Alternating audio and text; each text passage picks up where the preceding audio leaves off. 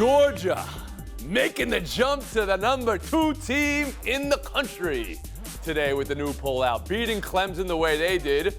Bryce Young, 4 touchdown passes in his debut as Bama rolled Miami.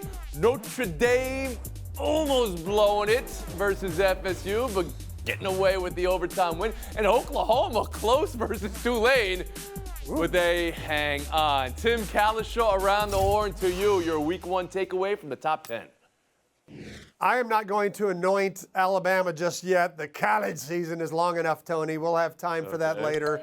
And by our accounts, by others' accounts, the quarterback's already got $1 million in his pocket. He doesn't need help from me. I want to talk about Georgia and that defense, because that was, you just do not see games like that unless you had two maybe just horribly incompetent teams that can't score. And I don't think Georgia and Clemson, I don't think that's what they represent. You don't see defense like that. The only touchdown in a 10-3 game is a pick 6. So neither offense could score, but one NFL scout said that whole Georgia defense should be at the combine basically right now. Bring them all in. They're ready to go.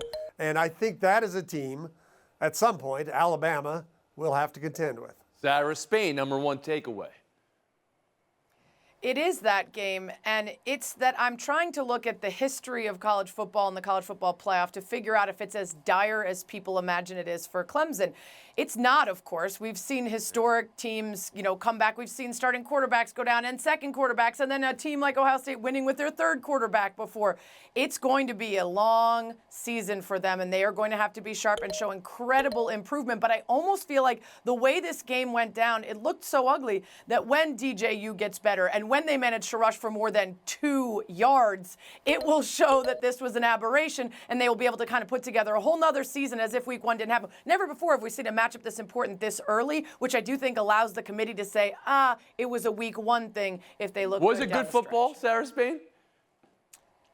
Not to watch, no. Well, it seemed like Tim disagreed with you. Tim, you said we never before saw a game like this. We see a game like this in the Big Ten all the time, and you mock it. But when it's the SEC, it's like, whoa. When it's the ACC, whoa. That's the old Big Ten. Go ahead, Tim. Yeah, you can defend this.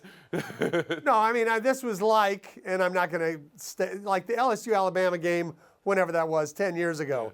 That was 9-6, that game. 2011, yeah. This was like a starter kit for that kind of game. We'll bring in Monica McNutt, #1 takeaway from week 1 in the top 10. It's Clemson for me, and I do think they're in a legitimate conundrums there. I get it. It was week 1, but you look at the rest of their schedule, they don't even play North Carolina, who actually lost this weekend. I think their biggest ACC opponent the rest of the way might be Florida State, so I'm not so sure. Now, if this Georgia squad turns out to be the juggernaut that Tim believes it's going to be, cool, but I still don't know if this group is going to run through the ACC the way that we're accustomed to seeing them do so. So I'm not so sure about their overall projection. Legitimate conundrums is outstanding. It sounds like something Regina King would be in. I love it, Monica. George Sedano, how about you?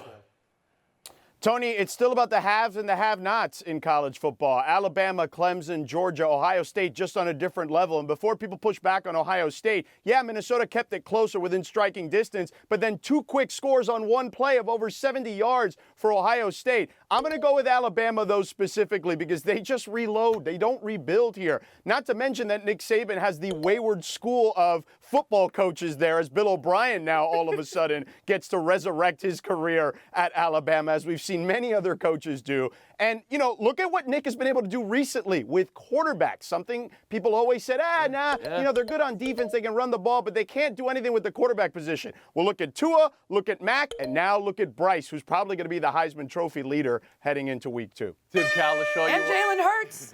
Jalen Hurts starting this week, too. Don't leave him out. Go ahead. The Alabama thing is remarkable because when you look at the totals of who they send to the NFL, and LSU and Ohio State and Georgia, some of those teams are right behind them. But there's one team that keeps winning title after title after title after title. Thanks for watching ESPN on YouTube. For live streaming sports and premium content, subscribe to ESPN+.